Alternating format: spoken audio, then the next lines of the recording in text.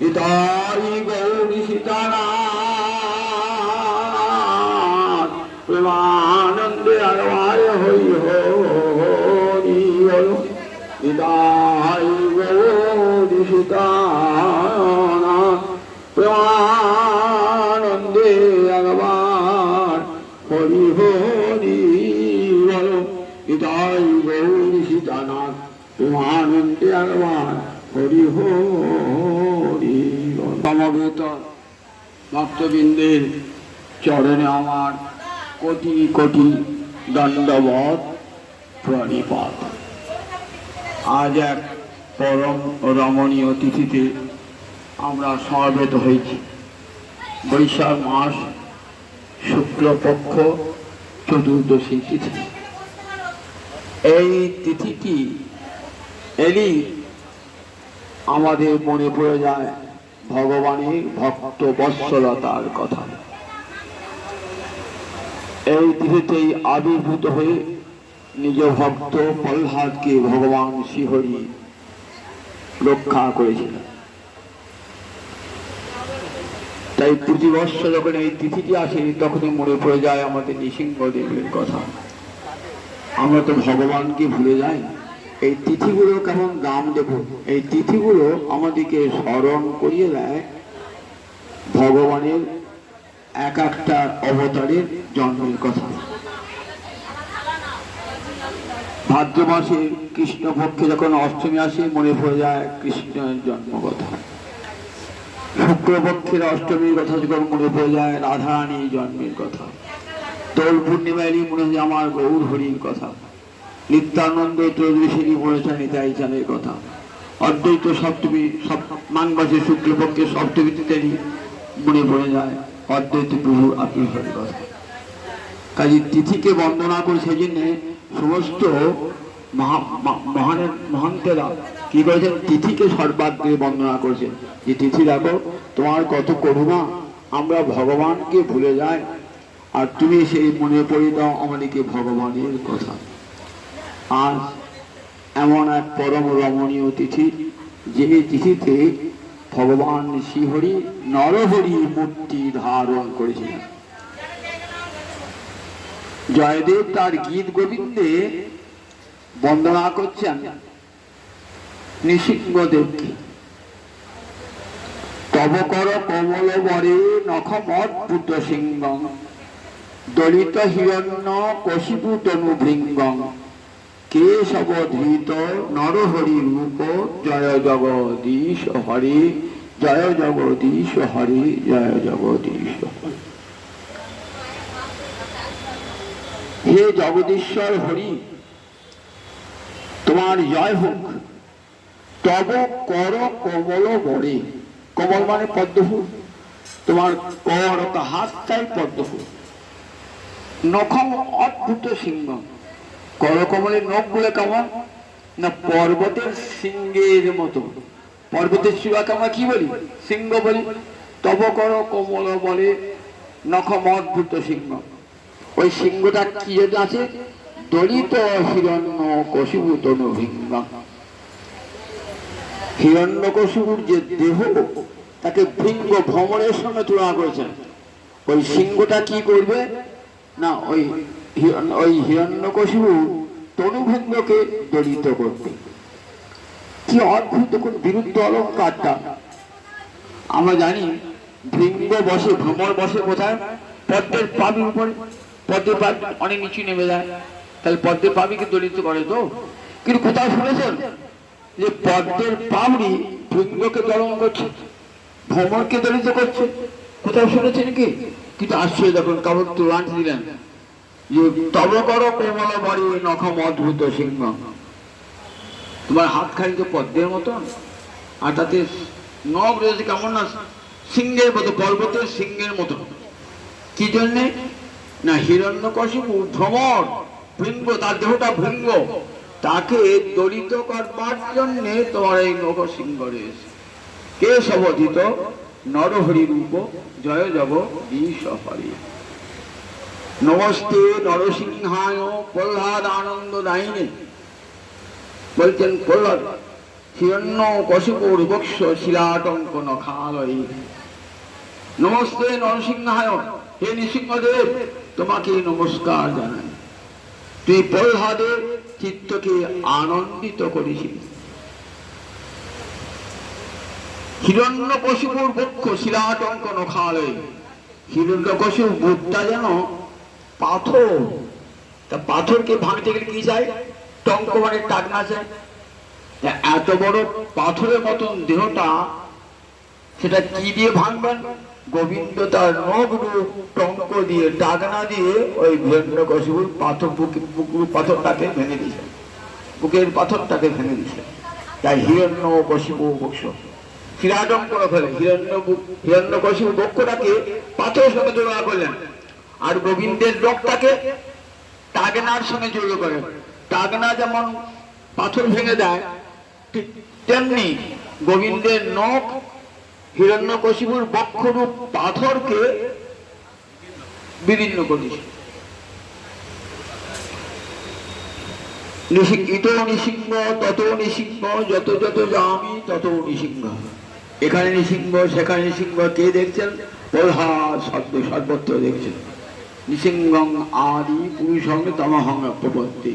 হে আদি পুরুষ নৃসিংহ, আমি তোমার চরণে শরণাগত। হৃদয়ে নৃসিংহ, বহির নৃসিংহ। হৃদয় নৃসিংহ, বাহির। ঠিক এমনি করে প্রহ্লাদ নৃসিংহের চরণে আত্মসমর্পণ করেছিলেন। ভগবানের একটা প্রতিজ্ঞা আছে, গীতা বাক্য আছে, আবার ভাগবতেরও বাক্য আছে, রামায়ণের বাক্য আছে। নমে ভক্ত পুনঃসতি। ওহে কুন্তীর নন্দন কৌন্তেয় প্রতিজানেহি, নমে ভক্ত পুনঃসতি। ওহে কুন্তীর নন্দন, তুমি জগতে প্রতিজ্ঞা করে বলো যে আমার ভক্তের কখনো বিনাশ হয় না, বিনাশ হয় না। গোবিন্দ চরণে যে একবার শরণাগত হতে পারে তার আর বিনাশ নাই, সেখানে কেউ কারো আসবার ক্ষমতা নাই।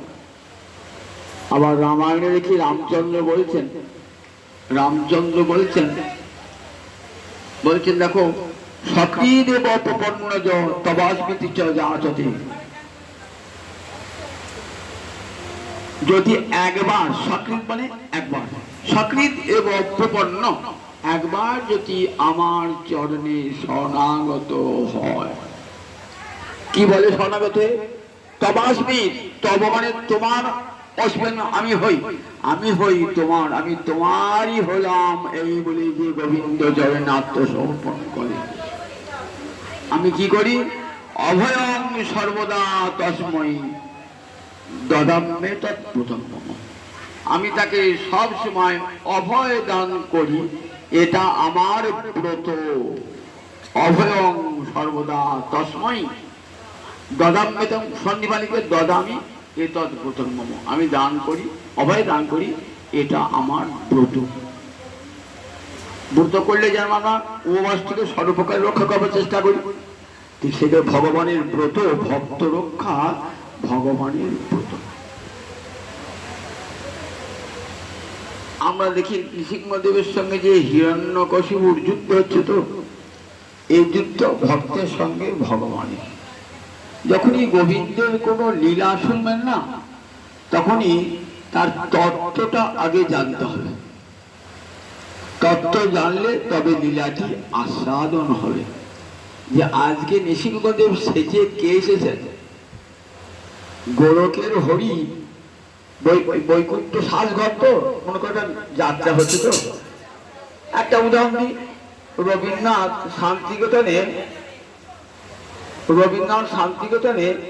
একটা যাত্রা করছেন, কাবুলিওয়ালা। তা রবীন্দ্রনাথ কি করছেন? রবীন্দ্রনাথ নিজেই কাবুলিওয়ালা। আমরা অনেকেই পড়ছি রবীন্দ্রনাথ ছোট গল্প একটা কাবুলিওয়ালা। রবীন্দ্রনাথ নিজেই কাবুলিওয়ালা সেজেছেন। এমন করে সেজেছেন ঠিক মনে হচ্ছে না কাবুল দেশ থেকে যে কাবুলিওয়ালা। কিন্তু যারা দেখে যায় রবীন্দ্রনাথকে না, তারা ভাবে সত্যিই কাবুলিওয়ালা এসেছে। আর যারা আগে ভাগে গিয়ে ওই সাজ ঘরে গিয়ে দেখে এসেছে, ওটা কাবুলিওয়ালা নয় রে, রবীন্দ্রনাথ সেজে এলো কাবুলিওয়ালা হয়ে। তাই ভক্তের দৃষ্টি কোথায় থাকে? ও নৃসিংহদেব নয়, ও গোলকের হরি নারায়ণ আজ এসেছে এখানে নৃসিংহ মূর্তি ধারণ করে। তার দৃষ্টি থাকবে কোথায়? ওই বৈকুণ্ঠ সাজঘর, ওখান থেকে সেজে এলেন নৃসিংহ মূর্তিতে অপরূপ লীলা করবেন বলে। ব্রহ্মার চারি পুত্র সনক, সনাতন, সনন্দন, সনৎকুমার, এরা আদি গুরু। এরা সব জায়গায় ভ্রমণ করতে পারতেন। হাজার হাজার কোটি কোটি বয়স হয়ে গেছে, কিন্তু দেখতে 5 বছর বালক। অঙ্গের কোনো বসন নাই। কেন বসন নাই? দেহস্মৃতি থাকলে তবে তো বসন করি। আমরা বসন করি কেন? দেহস্মৃতি আছে বলে, লজ্জা লাগে বলি। কিন্তু যাদের দেহস্মৃতি নাই তাদের তার বসনের প্রয়োজন হয় না। তা ওই যে চতুষ্ষণ, সনক, সনাতন, সনন্দন, সনৎকুমার, এদের দেহস্মৃতি ছিল না। এরা ওই 5 বছরের বালকের মতন বৈকুণ্ঠের দ্বারে উপস্থিত হয়েছে। বৈকুণ্ঠের দ্বারে প্রহরী রূপে কে আছেন? জয় আর বিজয়। দেখছেন যে উলঙ্গ হয়ে এই 4টে লোক এসেছে। এই হঠাৎ চলে যাও এখান থেকে। মা কমলা আছেন, দেখো এখান থেকে চলে যাও, উলঙ্গ বেশি কেন ঢোকা যাবে না। তখন বলছেন চতুষ্ষণ, দেখো তোমরা মানুষ ছিল না, বৈকুণ্ঠে রয়েছে, এতদিন বৈকুণ্ঠে রয়েছে, বলতো বৈকুণ্ঠে কারা আসে? বৈকুণ্ঠে কোনো অসুর আসে না বৈকুণ্ঠে কোনো সাধারণ মানুষ আসে? বৈকুণ্ঠে কারা আসে? যারা বৈকুণ্ঠে যাবার ভজন করেছে তারাই তো বৈকুণ্ঠে আসে। আর বৈকুণ্ঠে থেকে তোমাদের এমন বিষম্মতি কেমন করে হলো? তোমরা বেত্র হাতে তাড়া করে আসছো আমাদিকে। অভিশাপ দিলাম, 7 জন্ম অসুর কুলে জন্ম। বাপরে বাপ, কি অভিশাপ! 7 জন্ম, 1 জন্ম 2 জন্ম নয়। ঠিক এমন সময় কমলা লক্ষ্মীকে নিয়ে গোবিন্দেশ উপস্থিত। গোবিন্দেশে ক্ষমা চাইছেন সনক, সনাতন, সনন্দন, সনৎকুমার। হে চতুষ্ষণ, আমার দ্বারের প্রহরী আপনার কাছে অপরাধ করেছে। আমার বাড়ির দারোয়ান আপনাকে নিমন্ত্রণ করেছি, আপনি গিয়েছেন, আপনার আমার দারোয়ান আমাকে তাড়িয়ে দিচ্ছে। তবে আমার কর্তব্য কি? দাঁড়িয়ে হয়ে সেই অতিথির কাছে ক্ষমা চেয়ে নেওয়া। এসেছেন তো আমার বাড়ি, ভগবান এসে ক্ষমা চাইছে। হে চতুষ্ষণ, ওর অপরাধটা আমারই অপরাধ, ক্ষমা করুন। যেই ভগবান এসেছেন কমলাকে নিয়ে অভ্যস্ত হয়ে গেছেন এই চতুষ্ষণ, তখন ভাবছেন এই কি অভিশাপ দিলাম, কত বৈকুণ্ঠের দাঁড়িয়ে। বললেন প্রভু আমরা অভিশাপ তুলে দিব। না না না, তোমাদের বাক্য সত্য হোক। তবে চতুষ্ষণ, ওই অভিশাপটা একটু কমিয়ে দাও। 7 জন্ম নয়, ওরা 3 জন্ম বাদে আমার কাছে ঘুরে আসে। 7 জন্ম থেকে 4 জন্ম বাদ গেল গোবিন্দের করুণায়। 3 জন্ম অসুখ যদি প্রাপ্ত, 3 জন্মের পর আবার আমার কাছে ফিরে আসে। সে বলেন তথা। যদি বলেন না অভিশাপ মুক্ত করছে, অভিশাপ মুক্ত, না না, তোমাদের পরাক্ষ লোকে দেখুক যে ভক্তকে অপমান করলে স্বয়ং ভগবান প্রতি রক্ষা করেন না, এটা জগৎকে দেখাতে হবে। তো যদি কেউ ভক্তকে অবজ্ঞা করে, অপমান করে, স্বয়ং ভগবানও তাকে রক্ষা করতে পারেন না। জগৎকে দেখাতে, এই লীলা দেখাতে হবে। তো এই হিরণ্যাক্ষ আর এরাই, এই জয় আর বিজয় 1 জন্মে হলেন হিরণ্যাক্ষ আর হিরণ্যকশিপু। 2য় জন্মে এরাই রাবণ, কুম্ভকর্ণ। 3য় জন্মে এরাই আবার হইলেন দন্তবক্র, শিশুপাল। আর একটা জন্ম হয়েছিল, সেটা সবাই জানে না, জগাই আর মাধায় হয়েছিল, ইচ্ছা করে এসেছিলেন। হিরণ্যাক্ষ, হিরণ্যকশিপু এরা কার ছেলে? দেখুন ঋষির সন্তান, কিন্তু কশ্যপ মুনির সন্তান। কশ্যপ মুনির দুই পত্নী দিতি আর অদিতি। দিতির গর্ভে সব দৈত্য আর অদিতির গর্ভে সব দেবতা। দিতির গর্ভে এসেছেন কে? এই দুই অসুর, হিরণ্যাক্ষ আর হিরণ্যকশিপু। এই দুজনই, হিরণ্যাক্ষ আর হিরণ্যকশিপু, হিরণ্যকশিপু এরা যমজ ভ্রাতা। হিরণ্যকশিপু একটু বয়সে একটু বড়, হিরণ্যকশিপু, হিরণ্যাক্ষ একটু ছোট। ভগবান শ্রীহরি যখন বরাহ রূপে অবতীর্ণ হয়েছিলেন, বরাহ মূর্তিতে, বরাহ মূর্তিতে অবতীর্ণ হয়ে কি করেছিলেন? বরাহ মূর্তিতে অবতীর্ণ ভগবান হিরণ্যাক্ষ দানবকে বধ করেছিলেন। হিরণ্যাক্ষ দানব হিরণ্যকশিপুর ছোট ভাই। দাঁতে করে রসাতল থেকে পৃথিবীকে উদ্ধার করেছিলেন। সেই জন্য হিরণ্যকশিপুর ক্রোধ বিষ্ণুর উপরে, গোবিন্দের উপরে, যে তুই আমার ভাইকে হত্যা করেছ। কিন্তু কি আশ্চর্য দেখুন, সেই দৈত্যকুলেই জন্মালো প্রহ্লাদ, সেই অসুরের সন্তান হয়ে এলো প্রহ্লাদ। মা কয়াধু পরম সাধু, পরম সাধ্যী, জননী ভালো হলে সন্তান ভালো হয়, এটি ভাগবত দেখেছেন। সন্তান দুশ্শীল হয় মায়ের দোষে, দুশ্শীল মাদ্রি দোষে না, মায়ের দোষে সন্তান দুশ্শীল হয়। দিতির দোষে সন্তান দুশ্শীল হয়েছিল। কশ্যপ ঋষির সঙ্গে এমন সময় মিলন হয়েছিল তার, যেটি অশুভ সময়, আর তার ফলে এই দস্যু সন্তান, অসুর সন্তান গর্ভে জন্মাল।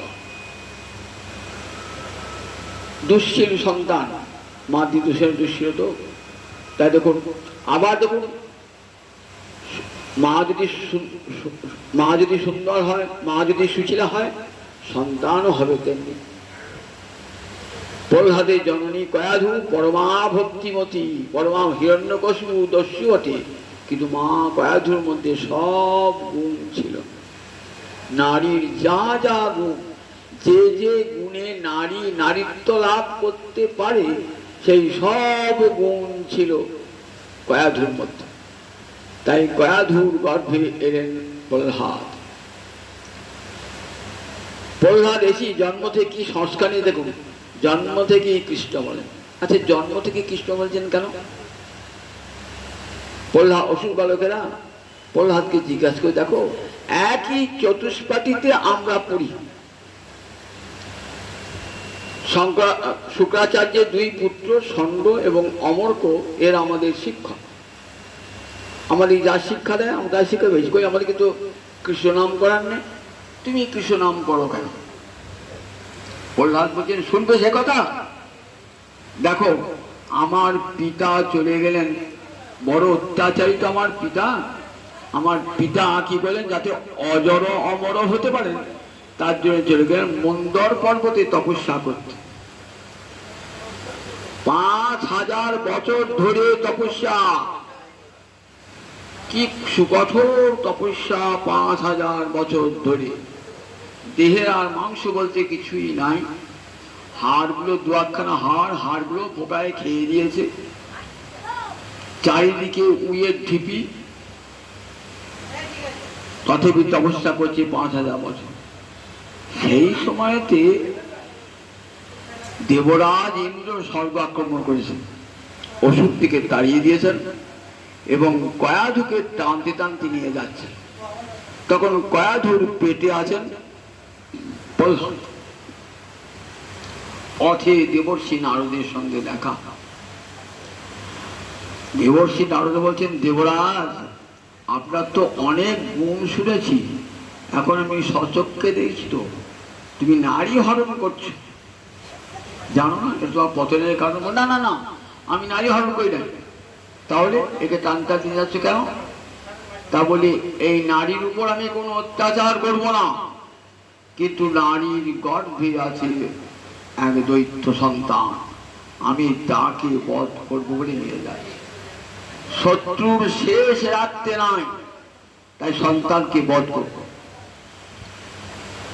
নারদ হো হো করে হেসে উঠলেন, দেবরাজ তোমার শক্তি নাই, কোটি কোটি জন্ম তুমি পারবে না। অনন্তের অনুচর সাক্ষাৎ পরম কৃষ্ণ ভক্ত, তাকে হত্যা করবার ক্ষমতা তোমার আছে নাকি? বরং তাকে বাঁচিয়ে রাখো, তাকে বাঁচিয়ে রাখলে দৈত্যের উৎপাত হতে তোমরা রক্ষা পাবে। ভক্ত রক্ষা পেলে জগৎ রক্ষা পায়। তাকে হত্যা না করে বাঁচিয়ে রাখো, বাঁচিয়ে রাখলে তোমরাও বাঁচবে। দেবরাজ ইন্দ্রের যত দোষ থাকুক, বড় ও নারদের বাক্যকে সবসময় সম্মান দান করতে। তাহলে এখন কি করি? বলে তুমি নারীকে ছেড়ে দাও, আমি নিয়ে যাচ্ছি। নারদের আশ্রমে নারদ ব্রহ্মচারী সেখানে একটা রমণীকে দিয়ে গেলেন গর্ভবতী সন্তান বলছে। কেন? নারদের অন্তরে ইচ্ছা যে এই রমণীর গর্ভে যে সন্তান আছে তাকে আমি হরিভক্তি শিক্ষা দান করব। আশ্রমে গিয়ে গুরুর সেবা করেন, কিন্তু মনটা সবসময় বিষণ্ণ, মনে হাসি খুশি নাই, মুখে একদম। নারদ বলছে, মা তোমার মুখে হাসি খুশি নাই কেন? তোমার মুখে হাসি খুশি নাই কেন? তুমি এত বিষণ্ণ কেন? বললেন, দেখো আমি বিষণ্ণ কেন জানো? যদি আমার এখানে কোনো সন্তান হয় আশ্রমেতে, কি করে সেই সন্তানকে আমি রক্ষা করব? বলে এই জন্যে আশ্রমে সন্তান পোষণ করবো কেমন করে রক্ষা করব? তা বললেন, দেখো মা আমি তোমাকে একটা বর দিচ্ছি। কি বর? তোমার ইচ্ছা প্রসব বর দিলাম। তোমার স্বামী ফিরে আসবে, তারপর তোমার যেদিন ইচ্ছা হবে সেই দিন তুমি সন্তান প্রসব করবে। একে বলে ইচ্ছা প্রসব বর। সেবা করেন। এই সময় কি করেন? এই সময় কৃষ্ণ মন্ত্রের দীক্ষা দান করে, মহাকর্ণী কৃষ্ণ মন্ত্রের দীক্ষা দান করে কৃষ্ণ ভক্তির শিক্ষা দান করেন। তাই শৈশবকাল মায়ের পেট থেকে কৃষ্ণ ভক্তি, দেখেছেন তো ভক্তি কেমন ধর্ম? আগের দিন বলেছিলাম যে ভক্তি সার্বভৌম ধর্ম। আচ্ছা বলুন, মায়ের পেটে যোগ শিক্ষা হয়, মায়ের পেটে জ্ঞান শিক্ষা হয়, মায়ের পেটে যজ্ঞ হয়, কিন্তু মায়ের পেটে ভক্তি শিক্ষা হয়। মায়ের পেট থেকে একবার মূর্ছ অবস্থা পর্যন্ত ভক্তি শিক্ষা হয়। তাহলে ভক্তি শিক্ষা সার্বভৌম, সার্বজনীন। বাল্যকাল থেকে কৃষ্ণ ভক্তি সংস্কার বুকে নিয়ে এসেছেন। তুলে চতুষ্পাঠী পড়ছেন। কে পড়াচ্ছে? দেবতাদের গুরুর নাম কি? শুক্রাচার্য। অসুরদের গুরুর নাম শুক্রাচার্য, আর দেবতাদের গুরুর নাম বৃহস্পতি। শুক্রাচার্যের দুই পুত্র ষণ্ড আর অমর। তারা কৃষ্ণ ভক্তি জানে না। তারা কি শেখান? রাজনীতি, অর্থনীতি, রাজার ছেলে যাবকে রাজ্য রক্ষা করে শেখান। বললাম তাদের কথা অমান্য করে না, কিন্তু মনে মনে কৃষ্ণ নাম জপটাই করে। কিছুদিন পর গৃহে ফিরে এসেছেন। মা সাজিয়ে গুজিয়ে বাবার কাছে পাঠিয়ে দিয়েছেন। বাবা বলছে, বলহার করে করে আদর করে, কি শিখেছিস বল? অনেকদিন তো গুরুকুলে পড়লি, কি শিখেছিস বল? বলছে, বলো বাবা আমি খুব ভালো জিনিস শিখেছি একটা। কি শিখেছ? হিত্বা আত্মপাতম গৃহম অন্ধকূপম যদ হরিম আশ্রয় বনঙ্গত যদ হরিম আশ্রয়। এই গৃহ না পিতা অন্ধকূপ। এখানে থাকলে আত্মার পতন হয়ে যায়। গৃহে থাকলে না আত্মার পতন হয়ে যায়। স্ত্রী পুত্রাদি সময় থাকলে কি হয়? আত্মার পতন হয়ে যায়। কিরকম পতন হয়? বলে একটা বড় বাড়ি, দেখি পুরো বাড়ি, সেখানে একটা কুয়ো আছে। কুয়োটা অনেকদিন বাস টাস করে না, তো কুয়োটার উপরে ঘাসের আচ্ছাদন হয়ে গেছে। ওকে বুঝতে পারছি না কুয়ো আছে। এইবার ধরুন কোনো ছাগল ঘাস খেতে খেতে কুয়োটার কাছে গিয়েছে, বা কোনো মানুষও গিয়েছে, ফুল চলে গেলেন, কোথায় পড়বে? একেবারে কুয়ে পড়ে যাবে। বলে সংসার কেমন? ওই তৃণাচ্ছাদিত কু, ঘাসে ঢাকা কুয়া। সংসারে যদি একবার পড়ে যায় না, আত্মার পতন হয়ে যায়, অর্থাৎ আর সে ভগবানকে ডাকতে পারে না। তাই হিত্বা আত্মপাতম, আত্মার পতন হয়। গৃহ, যে গৃহ অন্ধকূপ, তাকে ত্যাগ করি। যদ বনঙ্গত তদ হরিমাশ্রয়, বনে গিয়ে গোবিন্দের আশ্রয় গ্রহণ করাই চরম শিক্ষা দিবে। হিরণ্যকশিপু একবারে রক্তচক্ষু, তোকে এই শিক্ষা কে দিল রে? তোকে এই শিক্ষা কে দিল? দেখেছেন সন্ধ্যামণ্ডকে, দেখো তোমরা আমার খাও পড়ো, আমার কাছে মাইনে নাও, বেতন নাও, আর আমার ছেলেকে আমার বিরোধী করে তুলছো, আমার বংশের বিরোধী করে তুলছো। কে শিক্ষা দিল? যে বনে গিয়ে হরিভজন করা শিক্ষা কে দিল? বলছে ন মত পরিতম ন পরপরিতম। আমরাও শেখাই নাই, পরেও শেখায় নাই। তাহলে কি শিখলো?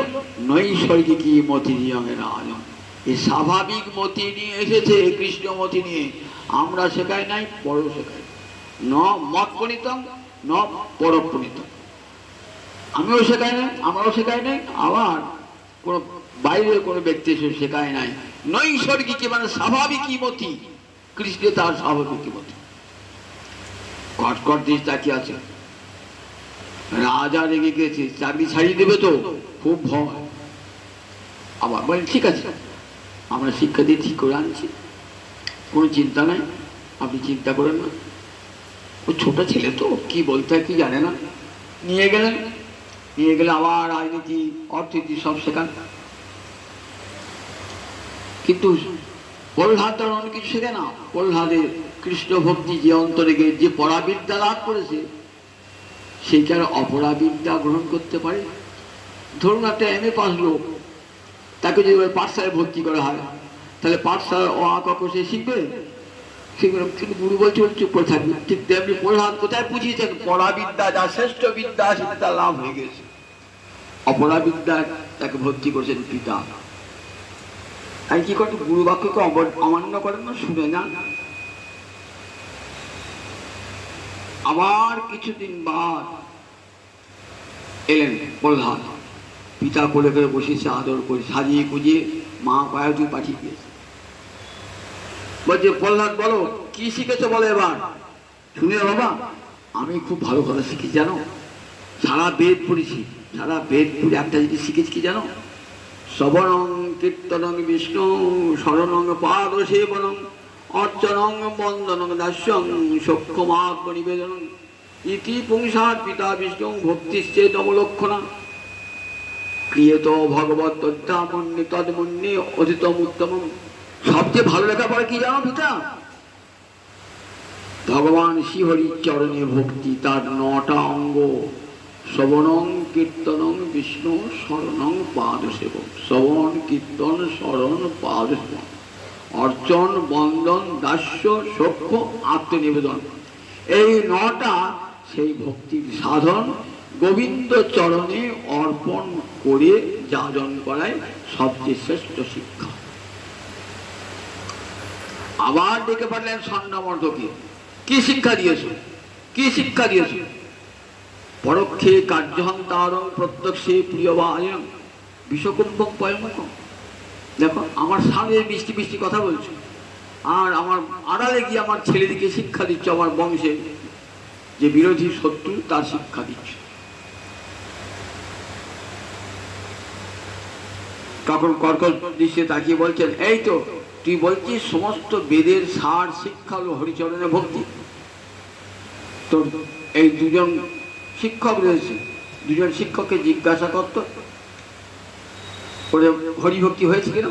4টে বেদ ভালো করে পড়েছে ওরা, 4টে বেদ বেদাঙ্গ দর্শন সব পড়েছে ওরা। বলছেন পিতা বেদ পড়লেই কিন্তু বেদার্থ বোঝা যায় না। পিতা বেদ পড়লেই বেদার্থ বোঝা যায় না। বেদ মাতা তার নিজের অর্থকে গুপ্ত করে রেখে দেন, নিজের রূপকে দেখতে দেন না। বেদার্থ তারাই জানতে পারে, কারা জানতে পারে? ভোজ্যস্য দেবী পরা ভক্তি যথা দেবী তথা গুরু। ভগবান শ্রীহরিতে যাদের ভক্তি আছে, গুরুচরণে যাদের মতি আছে, তাদের কাছে বেদ মাতা নিজের অর্থ প্রকাশ করে। সুন্দরী রমণী, সুবেশা রমণী, তার অঙ্গ কেউ দেখতে পায় না নিজ পতি ছাড়া। ঠিক তেমনি বেদমাতা কেমন নিজের অঙ্গটি কাউকে দেখান না, একমাত্র গুরুচরণে যার ভক্তি আছে, গোবিন্দ চরণে তদ্দৃশ তারাই বেদের অর্থ জানতে পারে। পিতা নৈশাং মতিরিয়ং বলে এদের মতি কৃষ্ণচরণ স্পর্শ করে নাই। নৈশাং মতিরিশাং এদের মতি বলে দেখো উরুক্রমস্য রসপৃশতি উরুক্রমাঙ্ঘ্রি গোবিন্দ চরণ। উরুক্রম মানে গোবিন্দ, উর মানে বিশাল, ক্রম মানে পদবিক্ষেপ, অঙ্গি মানে চরণ। গোবিন্দের চরণ স্পর্শ করে নাই বলে এদের কৃষ্ণ চরণে মতি হয় না। শোনে পিতা, কৃষ্ণ চরণে মতি বিষয়ী লোকের হয় না। যদি বিষয়ী লোক ব্রহ্মাণ্ড ভ্রমণ করতে করতে কোনো জন্মে সাধু সঙ্গ লাভ করতে পারে, তবেই সাধুর চরণ ধুলি মাথায় গ্রহণ করতে পারে, তবেই তার কৃষ্ণ ভক্তি লাভ হয়ে যায়। বিনা মহৎপাদ রজভিষেক, মহৎপাদ রজ অর্থাৎ মহান ব্যক্তির পদধূলিতে অভিষেক স্নান না করলে কৃষ্ণ চরণে মতি হয় না। বৈষ্ণবের পদ ধুলি তাহে মর শ্রাণীকে তর্পণ মোর বৈষ্ণবের নাম বিচার করিয়া মনে ভক্তিরস আস্বাদনে মধ্যস্থ শ্রী ভাগবত পুরাণ। বৈষ্ণবের উচ্ছিষ্ট তাহে মোর মনোনিষ্ঠ বৈষ্ণবের নামে তে উল্লাস। বৃন্দাবনে চবুতারা তাহে মোর মনোহরা কহে দিন নরোত্তমরাস। নর্তন ঠাকুরকে খেতুরি গ্রামে নর্তন ঠাকুর যে নিত্যাই চাঁদের অবতার, যিনি তার কেমন সুন্দর সুন্দর পদ লিখেছেন। তো বলছি ভক্তি যদি লাভ করতে চাও তাহলে বৈষ্ণবের চরণ ধুলি অঙ্গে মাখো, বৈষ্ণবের পদোক্ত জল পান করো, আর বৈষ্ণবের উচ্ছিষ্ট খাও। কবিরাজ গোসাই পাদ সুন্দরকে বলেন ভক্ত পদ রজ আর ভক্ত পদ জল ভক্ত ভুক্ত শেষ এই দিন সাধনেরও।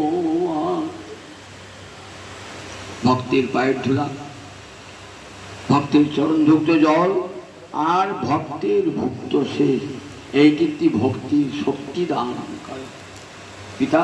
তাই বেদ পড়লে বেদার্থকে জানা যায় না বিনা মহৎপাদ রজভিষেক। একথা শুধু আমাদের প্রহ্লাদ বলেন নাই, দেখবেন রাজা রঘুগণকে রয়েছে রাজর্ষি ভরত।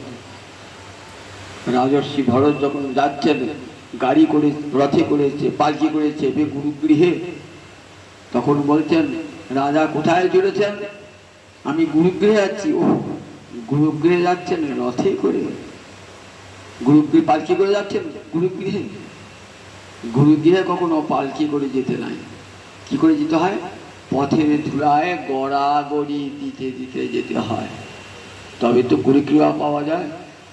তুমি কেমন করে কৃষ্ণ ভক্তি পেলে? তখন রাজা কৃষ্ণ ভক্তি সহসা লাভ হয় না যতক্ষণ বিরাম মহৎপাদ রজভিষেক হয়। কৃষ্ণ ভক্তের চরণধুলি ছাড়া কখনো কৃষ্ণ ভক্তি লাভ হয় না। প্রহ্লাদকে বললেন অসুর পিতা সে কৃষ্ণ ভক্তি কি বোঝে? অসুর মানে অসুরতা, প্রাণ ধর্মের অত খাও দাও ভোগ করো। ঠাকুর আবার কি, আত্মা আবার কি, গুরু আবার কি, এসব বোধ যাদের নাই তাদেরকে অসুর বলে। আপনার গীতা একটা অধ্যায় পড়বেন, অধ্যায়টা 16 অধ্যায়, 16 অধ্যায়। সেখানে দেখানো আছে কারা দেবতা আর কারা অসুর। অসুরের কি কি গুণ? দম্ভ, দর্প, অভিমান, অহংকার, অসত্য, এগুলি আশ্রয় করে, পৈশূন্য, হিংসা, এগুলো সব অসুরদের গুণ। এদিকে যত ধর্ম করা শেখান না কেন, এরা ধর্মের কথা শুনবেও না। কি করে মানুষের অমঙ্গল হয়, অকল্যাণ হয়, এরা সতত নিজের সুখের জন্যে ওরা নরহত্যা, গোহত্যা সব করত নিজের সুখের জন্য অসুরেরা। তাই অসুর, হিরণ্যকশিপু অসুর, সে শুনবে কেমন করে? সে শুনবে কবে? সে চোরা না শুনে এই ধর্মের কাহিনী। তখন বলছেন নিজের লোক দিকে, শোনো, এই ছেলে আমার বংশের শত্রু। এই ছেলে যদি থাকে না, তাহলে আমার বংশে দৈত্যকুলে যারা যারা জন্মাবে তাদেরকে হরিভক্তি শেখাবে। সুতরাং শত্রুকে ওই বীজাবস্থায় ধ্বংস করতে হয়। দেখো, তোমরা মনে করো যে আমার ছেলে বলে তাকে রক্ষা করতে হবে। আমি আদেশ দিচ্ছি, আমার ছেলেকে যে কোনো উপায়ে হত্যা করো, যে কোনো উপায়ে হত্যা করো। এ আমার বংশের শত্রু। যে হরি আমার ভাইকে হত্যা করেছে, আমাদের বংশের শত্রু, আর সেই হরি ভজন করেছে, কি করবে? রাজার আদেশ অমান্য করার ক্ষমতা কারও নাই। রাজার খায় তো, রাজার আদেশ পালন করতে হবে। কিরকম অত্যাচার শুরু হলো, তরবারি আঘাত, হাজার হাজার সৈন্য আসছে আর তরবারি আঘাত করছে। কিন্তু আশ্চর্য দেখুন, একটা ছোট্ট 5 বছরের বালক, তার অঙ্গে তরবারি আঘাত করছে তো, কিন্তু একটু কাটা নাই, দাগ নাই, রক্ত নেই। কি করে হলো? মহারাজ পরে কি শুনতে শুনতে অবাক হয়ে যাচ্ছে। আচ্ছা, একটা তরবারির আঘাতেই তো ঘায়েল হয়ে যায় 5 বছরের বালক, আর এতগুলো সৈনিক একটা করে তরবারি নিয়ে আঘাত করছে, কই কিছু তো হলো না। বললে, মহারাজ, গোবিন্দ পরিরম্ভিত, গোবিন্দ কর্তৃক আলিঙ্গিত। গোবিন্দ তার নিজ সন্তানকে নিজ দেহ দিয়ে আলিঙ্গন করে ঢুকে দিয়েছেন। যত আঘাত সব গোবিন্দ অঙ্গে পড়ছে। গৌরীরা দেখেছেন তো, 22টি বাজারে বেত্রাঘাত করছে হরিদাস ঠাকুরকে। হরিদাস একবার বাবারে মারে বলেছে, যন্ত্রণাও বুঝতে পারে নাই। কেন? আঘাত তো তার পিঠে পড়ছে না, গৌর হরির অঙ্গে পড়ছে। মহাপ্রকাশে দেখালেন, দেখ 22টা বাজারে কত বেত্রাঘাত, সেই বেত্রাঘাতের চিহ্ন আমার পিঠে দেখ। দেখছেন চাবুকের চিহ্ন গৌরাঙ্গের অঙ্গে। তেমনি গোবিন্দ পরিরম্ভিত, তাই শত আঘাত রয়েছেন। কোথায়? শত আঘাত লাগছে। আচ্ছা, জলে, সমুদ্রের জলে ফেলে জায়গা, এইবার সমুদ্রের জলে ফেলে দিলেন। দেখলেন ভাসতে ভাসতে আবার ঠিক চলে এলো প্রহ্লাদ। পাহাড় থেকে ফেলে দে, উঁচু পাহাড় থেকে ফেলে দিচ্ছে। 5 বছরের ছেলে, আগে পড়লেই তো পড়ে যাবে। কিছুই হলো না। এক কাজ কর, ওকে মত্ত হাতি নিয়ে আয়, তার পায়ের তলায় ফেলে দে। খ্যাপা হাতি নিয়ে এসছে, পায়ের তলায় ফেলে দিচ্ছে। হাতি তো পায়ে পিছবই না, উপরে তো সুর বুলিয়ে, সুরটা দিয়ে গায়ে গা বুলিয়ে গা স্পর্শ করে আদর করে চলে গেল। সাপ নিয়ে আয়, বিষধর সাপ নিয়ে আয়, এক ঝাঁক সাপের মধ্যে ফেলে দে। এক ঝাঁক সাপ নিয়ে এসেছে, একটা দুটো নয়, একবারে হাজার হাজার সাপ। কাঁচের ঘরের মধ্যে ফেলে দেখছেন, একটা সাপও তার অঙ্গ স্পর্শ করলো না, চরণে নির্জীব হয়ে পড়ে আছে। ছেলেটা বটে, ছেলে তো মরছে না। তখন কি করলেন? নিজের স্ত্রী করে, শোনো কয়াধু, এই কালকুট বিষ এনেছি আমি। তুমি তো ছেলেকে কারাগারে ভরেছেন তো, যাও কারাগারে ছেলে কাছে খাওয়া বন্ধ, আজ থেকে তুমি বিষ খাওয়াবে ছেলেকে। রানী কি করবেন? বিষ নিয়ে গেছেন ছেলেকে খাওয়াবার জন্য। চোখের জলে ভাসছেন, জগতে কোনো মা তার সন্তানকে বিষ খাওয়াতে পারে? কি করবেন রানী? তাকে প্রত্যাখ্যান করবে। তাই রানী বাটি করে বিষ নিয়েছে। প্রহ্লাদ বলেছে মুখে থেকে তাকাতে পারছেন না, বহু কষ্ট করে তুলে দিয়েছে। প্রহ্লাদ বলছে ও মা, তুলসী পাতা কই? তুলসী পাতার সাথে আমার নিশিকদেব খাবে না, তুলসী পাতা দাও। তুলসী পাতা দিলেন, আর বিষ ঢক ঢক করে বিষ খেলেন। বিষ তো আর বিষ থাকলো না, অমৃত হয়ে গেল। গোবিন্দ সেবা করেছেন তো অমৃত হয়ে গেল। এমন কালকুট বিষ ঠোঁটে ঠেকালে মৃত্যু হয়ে যায়, নাকে নিঃশ্বাস ফেলে মৃত্যু হয়ে মরল না। এক গ্লাস খাই দিলাম তাও মরল না। এক কাজ কর, আগুনের মাঝে ফেলে দেন। বোন আছে হরিকা নাম তার, বলছে শোন, তুই তো জানিস অগ্নিস্তম্ভন বিদ্যা, আগুনের মাঝে থাকলেও তোর দেহ তো পুড়বে না। তুই আমার ছেলেটাকে করে নিয়ে আগুন জ্বলবে দাও দাও করে, তার মাঝে বলে বেশ দাদা তাই করবো। প্রহ্লাদকে 5 বছরের প্রহ্লাদকে করে নিয়ে আগুনের মাঝে ঢুকেছে। দাও দাও করে আগুন, আগুনে তো নয় অগ্নি পিণ্ড একবার জ্বলছে, দাও দাও দাও দাও করে। ও বাবা, ছেলে যেমন কাঠ আগুন নিভে গেল, ছেলে যেমন কাঠ নিভে এলো, হোলিকা পুড়ে ছাই। দেখেন না ইয়ে হয়, হোলি উৎসব হয়, ওই পোড়া ছাই নিয়ে উৎসব হয়। হোলিকা অসুরকে পুড়িয়েছিলেন বলে ওই দিন দোল পূর্ণিমার দিন ছেলেকে কোনোমতে হত্যা করতে পারলেন না। দেবতাগণকে কথা দিয়েছিলেন। কি কথা দিয়েছিলেন? দেবতাগণ, মা ভৈষ্ঠ বিভূত শ্রেষ্ঠ, হে দেবতা শ্রেষ্ঠগণ, তোমরা ভয় খেও না, আমি যথা সময়ে আবির্ভূত হবো। কখন হবো জানো? এসো প্রভু, এত অত্যাচার আর যে সহ্য করতে পারি না, এসো। বললে যাবো, আমার যাবার সময় আছে, তোমরা ডাকলেই আমি যাব না। তার কখন আসবে ঠাকুর? যদা প্রহ্লাদায় যুদ্ধে, যখন প্রহ্লাদের অঙ্গে আঘাত হবে তখনই আমি যাব। হনিষ্যবি বরজিত, যত বড় বর পাক না কেন, বরের দ্বারা যত শক্তিশালী হোক না কেন, আমার ভক্তদ্রোহীকে আমি বধ করি। দেবতারা চিৎকার করে রাখছেন, ভগবান এলেন না। কখন ভগবান এলেন? দেখুন, দেবকীকে কারাগার যখন বদ্ধ করলেন বসুদেবকে, তখনই ভগবান এলেন, তার পূর্বে ভগবান আসেন নাই।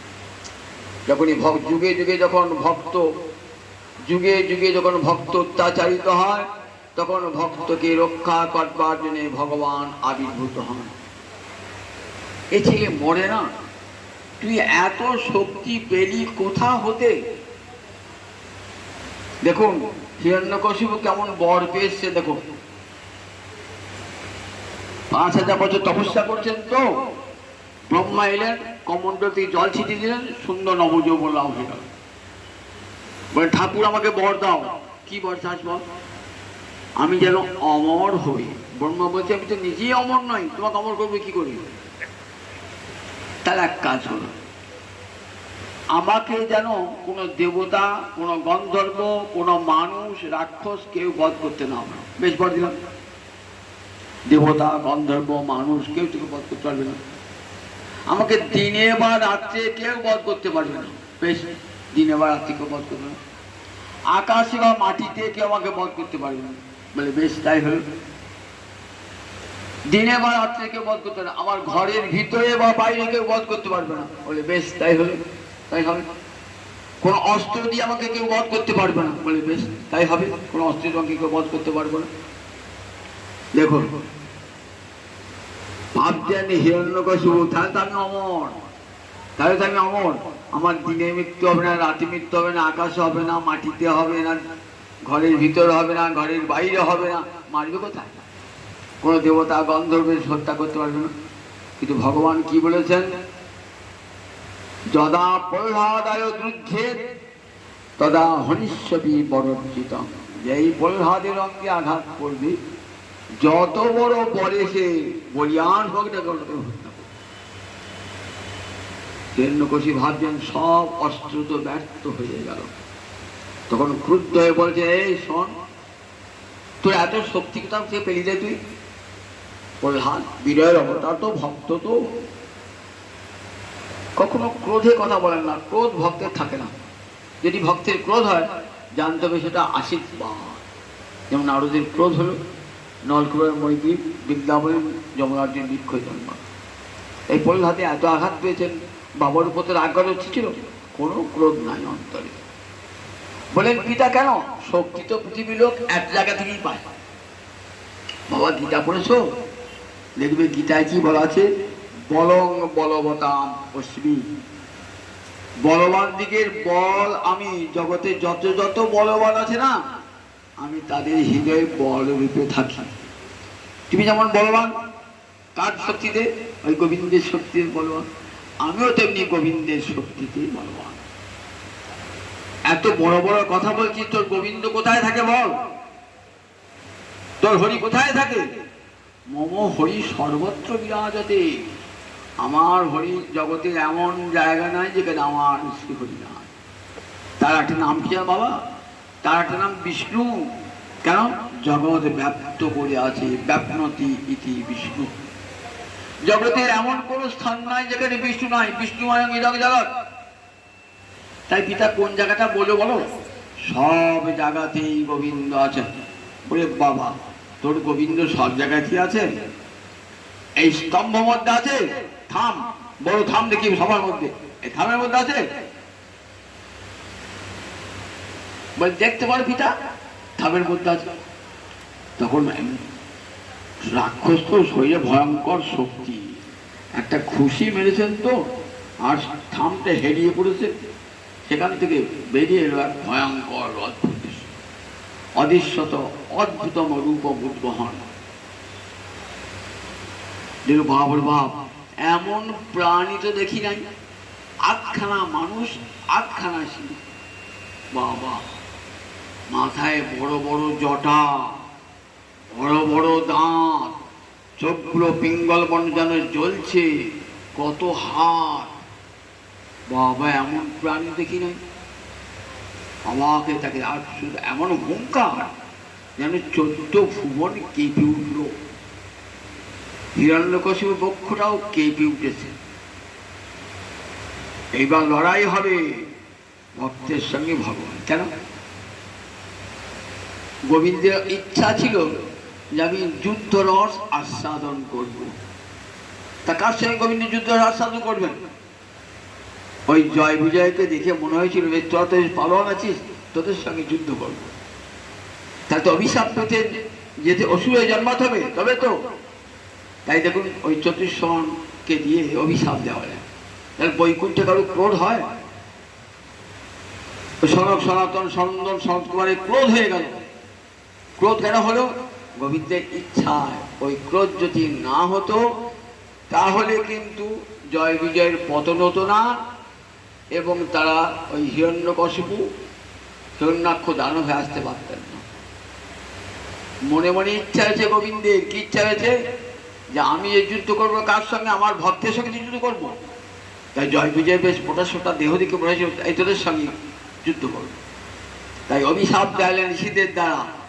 সেই অভিশাপের ফলে এলেন জয় আর বিজয়। আজকে কার সঙ্গে যুদ্ধ হচ্ছে দেখুন, জয় বিজয় যারা হিরণ্যাক্ষ হিরণ্যকশিপু যুদ্ধ হচ্ছে। গোবিন্দ ইচ্ছা হচ্ছে এক মুহূর্তে মেরে ফেলতে পারে, আর তাকে হত্যা করবার জন্য ভগবানের আসবার দরকার নাই। মহিষাসুরের মতন এত বড় অসুর, তাকে ধ্বংস করার জন্য ভগবান এসেছিলেন? তাকে তো ভগবান আসছেন, মা দুর্গাকে পেতেন, যাও মহিষাসুরকে বধ করে শুভ। শুম্ভ নিশুম্ভ বাবরে কি পালোয়ান, রক্ত বীজ এসেছে, এক ফোঁটা রক্ত পড়ছে হাজার হাজার সৈন্য, এক ফোঁটা রক্ত পড়ছে হাজার হাজার সৈন্য।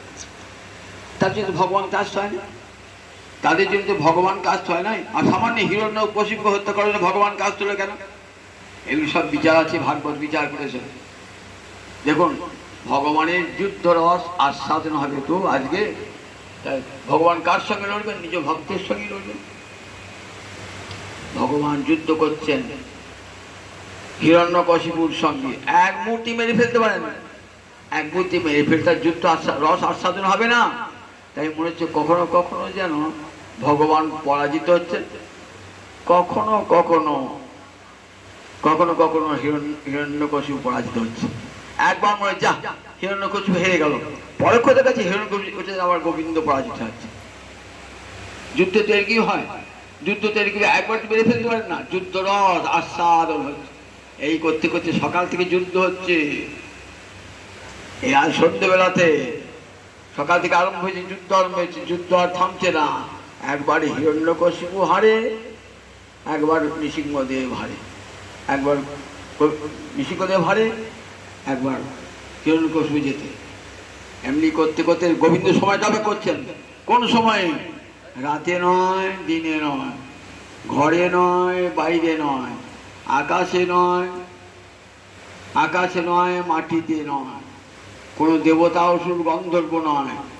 কেন বলছেন? ব্রহ্মা তো ভক্ত, তার বাক্যটাকে সত্য করতে হবে তো।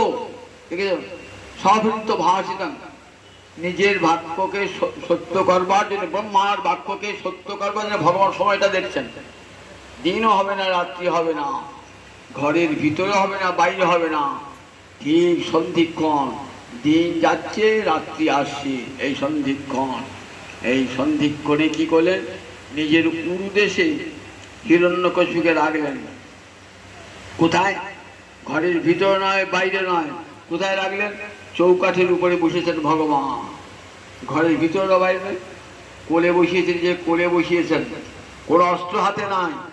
ভগবান তার দেবতা গন্ধর্ব নন, তিনি স্বয়ং ভগবান। কি অস্ত্র? নখ, বড় বড় নখ, বড় বড় নখ দিয়ে হিরণ্যকশির বক্ষ বিদীর্ণ করে দিলেন। তব কর কমলবরী নখম অদ্ভুত সিংহ, দলিত হিরণ্যকশিপু তদ্ভুত। বুকটা ছিন্ন বিচ্ছিন্ন হয়ে গেছে, বুকটা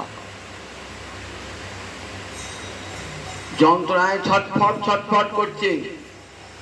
প্রহ্লাদ কিন্তু বাধা দেন নাই, নিজের পিতাকে হত্যা করছে, তা তো প্রহ্লাদ বাধা দিতে পারতেন।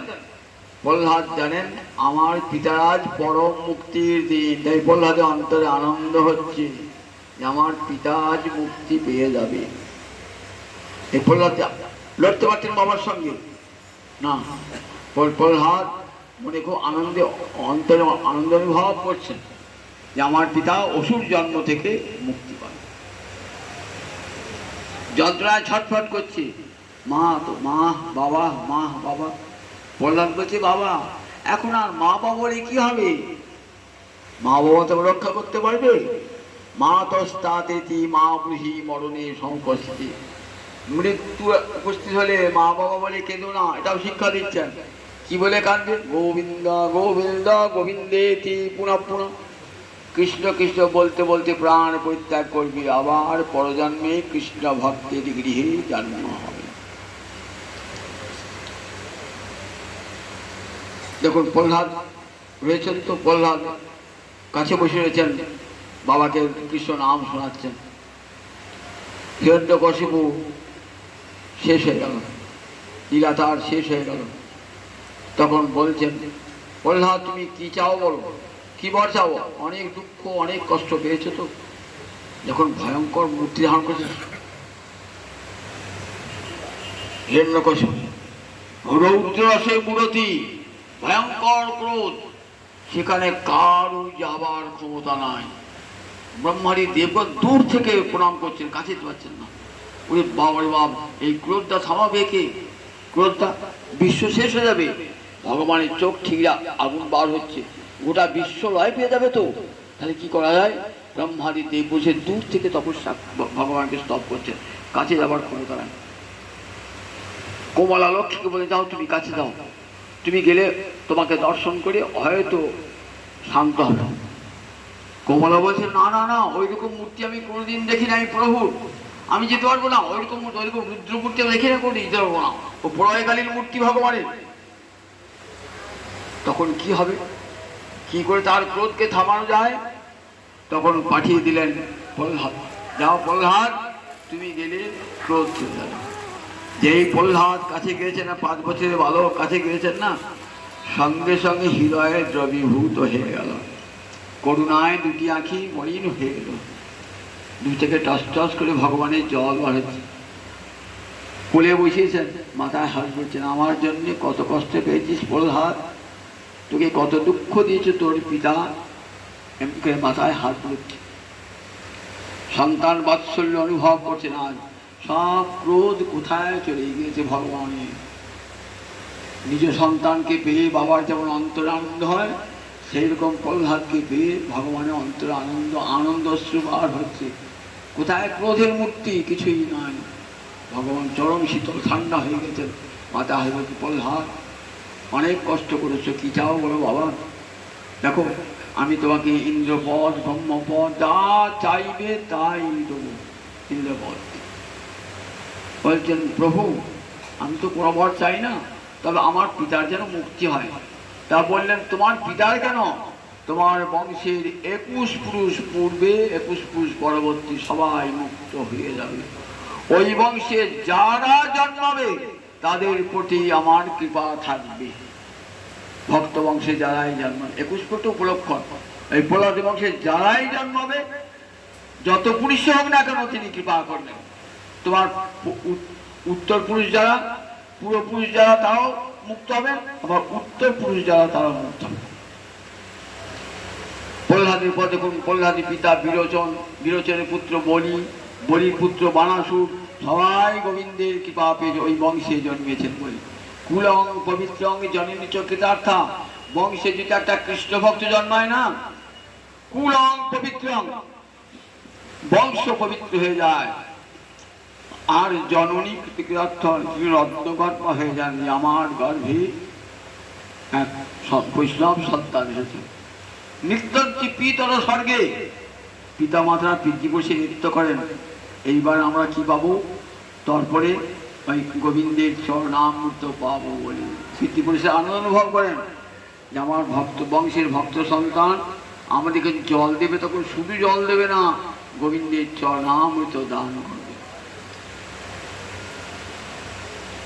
শোনো প্রহ্লাদ, তুমি রাজ্য নাও না, মা মাং প্রভয়, আমাকে আর বরের প্রলোভন দেখিও না। আমি বরের প্রলোভন দেখে আমার পিতার মেলা সম্পত্তি দেখেছি, আমি কি তার ফল হলো? আমিও সব চাই না প্রভু। বললেন, আমার আদেশে তুমি রাজ্য পালন করো, তুমি পিতার সিংহাসনে বসো, আমার প্রতিনিধি হয়ে তুমি জগৎ পালন করো। সেই সঙ্গে প্রহ্লাদ বললেন, দেখো প্রভু একটা বর আমাকে দাও। কি বর দেবো? না বললেন, এই বর দাও যেন জগতের সকলের মুক্তির জন্যে আমি তোমার চরণে ভক্তি নিবেদন করতে পারি। জগতের সকলের যেন মুক্তি, আমি নিজের মুক্তি চাই না প্রভু। দেখেছেন তো প্রহ্লাদ ভক্তের অন্তরকে করেছেন। জগতের কত লোক কত দুঃখ কষ্ট পাচ্ছে, মুনিরা নির্জনে গিয়ে তপস্যা করে নিজের মুক্তির জন্যে। আমি নিজের মুক্তি চাই না, আমি এই দূরত্বয় সংসার সাগর পার হয়ে যাবো। হরিনাম করতে করতে দূরত্বয় সংসার সাগর পার, তৎপূজ্য গায়ন মহামুক্ত মগ্ন চিত্ত, তোমার গুণগাথা গাইতে গাইতে আমি ওই বৈতরণী পার হয়ে যাবো। কিন্তু কোটি কোটি মানুষ যে থাকলো প্রভু, তাদেরকে তুমি কৃপা করে প্রভু এই বর চাই। সকলের জন্য বর চাইলেন। গৌরাঙ্গ অবতারে কে চেয়েছিলেন মনে দেখি? বাসুদেব, মুকুন্দের ভ্রাতা বাসুদেব। বলছেন, প্রভু জগতের সমস্ত জীবের দুঃখ আমাকে দাও, আমি অনন্ত ভোগ করি। মহাপ্রভু বললেন, দেখো তোমার চাওয়ানোর সঙ্গে সঙ্গে জগতের সকলের দুঃখ আমি দূর করেছি। তুমি তো প্রহ্লাদ। বললেন, আর একটা বর আমাকে দাও। কি বর দাও? যদি বর দাও বর দাও, বলছি বর না নি। একটা বর চাইলেন প্রহ্লাদ। কি বর চাইলেন? দেখুন, যা প্রতি অবিবেকী নাম বিষয়েষু অনপায়নি তাম অনুসরত স্বামী হৃদয় নাম সর্বদু। অবিবেকী ব্যক্তি, বিষয়ী ব্যক্তি যেমন তাকাই তার ধ্যান জ্ঞান, অর্থ ছাড়া সে কিছুই বোঝে না জীবনে। একটাই বোঝে, সংসারে এসেছি অর্থ উপার্জন করবো, বাড়ি গাড়ি ব্যাংকে টাকা জমাবো, আর কে কিছুই বোঝে না। রাত্রে ঘুমিয়ে ঘুমিয়ে সব দেখছি আমার ব্যাংকের সুদ কতটা হলো, বা ঘুমিয়ে ঘুমিয়ে সব দেখছি। বলছে ওই অবিবেকী ব্যক্তি যেমন বিষয় চিন্তা করে, নিদ্রামগ্ন অবস্থা। তো আমি যেন সব সময় তোমার চরণের চিন্তা করতে পারি, কোন সময়ে যেন কি স্বপ্নে কি নিদ্রায় সব সময় যেন তোমার চরণের স্মৃতি আমি হৃদয়ে বহন করি। যেমন বরটা, তাই ভগবানের কাছে এই বর চাইতে হয়। প্রহ্লাদ শিখিয়ে দিয়ে গেলেন যে ভগবানের কাছে ধন জন কিছুই চাইবে না, ভগবানকে কি চাইবে না জন্মে জানে তোমার শ্রীচরণে যেন আমার অহৈতু কি ভক্তি হয়, আমার স্মৃতি যেন সব সময় জাগরুক থাকে। মহাপ্রভু সেই প্রহ্লাদের কথাই শোনালেন, নজনং নজনং সুন্দরীং কবিতাং বা কাময়ে জগদীশ মম জন্মনি জন্মনি ঈশ্বরে ভবতাৎ ভক্তি অহৈতুকিতই।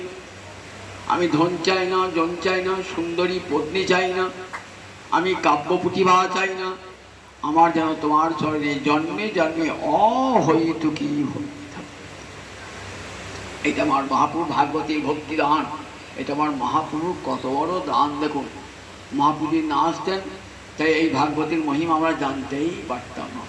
গৌরহরি নিতাই চাঁদ যদি না আসতেন না, আমরা জানতেই পারতাম না। ভাগবত একটা শাস্ত্র আছে এবং সবচেয়ে শ্রেষ্ঠ শাস্ত্র, তাই জানতাম না। গৌরহরি করুণার দান, দুই ভাগবত সঙ্গে করাইল সাক্ষাৎকার, দুটি ভাগবতের সঙ্গে সাক্ষাৎকার, একটি ভক্ত ভাগবত আর একটি শাস্ত্র ভাগবত, দুটির সঙ্গে পরিচয় করলেন। কলিযুগে আর অন্য কোনো ধর্ম নাই, কলিযুগে একটাই ধর্ম। কি ধর্ম? বলে বসে বসে হরিকথা শোনো আর কৃষ্ণ নাম করো। যখনই বিপদে পড়বে নৃসিংহদেবকে স্মরণ করো। বাড়ি থেকে যখন বেরোবে নৃসিংহায় নমঃ নৃসিংহায় নমঃ। ছেলের শরীর খারাপ হয়েছে, নৃসিংহায় নমঃ নৃসিংহায় নমঃ। বাড়িতে অলক্ষ্মী প্রবেশ করেছে, নৃসিংহায় নমঃ নৃসিংহায় নমঃ জপ করবে সব সময়তে। বাড়িতে ভূত প্রেত পিশাচ ঢুকেছে, নৃসিংহায় নমঃ নৃসিংহায় নমঃ নৃসিংহায় নমঃ। নৃসিংহদেবকে ভক্ত তার ভক্তি জীবনে যদি কোনো বাধা প্রাপ্ত, প্রহ্লাদ কথা দিয়েছে প্রহ্লাদকে। প্রহ্লাদ বলছেন, প্রভু যে ব্যক্তি পৃথিবীতে বিপদে পড়বে সে যদি তোমাকে স্মরণ করে সে যেন বিপদ থেকে মুক্ত হয়ে যায়, সর্বপ্রকার বিপদ থেকে সে যেন মুক্ত হয়ে যায়। ভগবান বলেন তথাস্তু। আপনি আর্থিক দিক থেকে ক্ষতিগ্রস্ত হন, আপনার বাড়িতে অলক্ষ্মী ঢুকেছে, আপনার গৃহে অশান্তি ঢুকেছে, আপনার গৃহে বিবাদ ঢুকেছে, আপনার গৃহে মামলা ঢুকেছে, বলে কিছু নৃসিংহ চরণে নিবেদন যান, হে নৃসিংহদেব আমাকে তুমি সমস্ত ভয় থেকে মুক্তি দান করো। প্রহ্লাদের কাছে ভগবান কথা দিয়েছেন যে দেখো, যখনই জগতের মানুষ দুঃখে কষ্টে পড়বে তখন আমাকে যদি স্মরণ করে আমি তাকে দুঃখ কষ্ট থেকে মুক্তি আনবো। হরিভক্তি বিলাসে সনাতন গোস্বামীপাদ বলেন, যখনই কোনো বিপদে পড়বে না, আঙুল গুনে 21 বার জয়তু নৃসিংহদেব জয়তু নৃসিংহদেব জয়তু নৃসিংহদেব জয়তু নৃসিংহদেব জয়তু নৃসিংহদেব জয়তু নৃসিংহদেব জয়তু নৃসিংহদেব জয়তু নৃসিংহদেব জয়তু নৃসিংহদেব জয়তু নৃসিংহ। 10 বার, আবার 10 বার, শেষ একবার করে 21 বার নৃসিংহদেবী। ছেলের খুব কঠিন অসুখ করেছে, মাথায় হাত দিয়ে নৃসিংহদেব জপ করছে, সমস্ত বিপদ থেকে আপদ থেকে মুক্তি পেয়ে যাবেন। গোস্বামীপাদ করেছেন, ভাগবত একথা বলা আছে, যখনই কেউ বিপদে পড়বে নৃসিংহ মন্ত্র জপ করলে আমি তাকে উদ্ধার করবার নিয়ে যাবো। জয় নিতাই জয় নিতাই জয় নিতাই। সুন্দর দিদি প্রহ্লাদ জয় জয় নৃসিংহ জয়।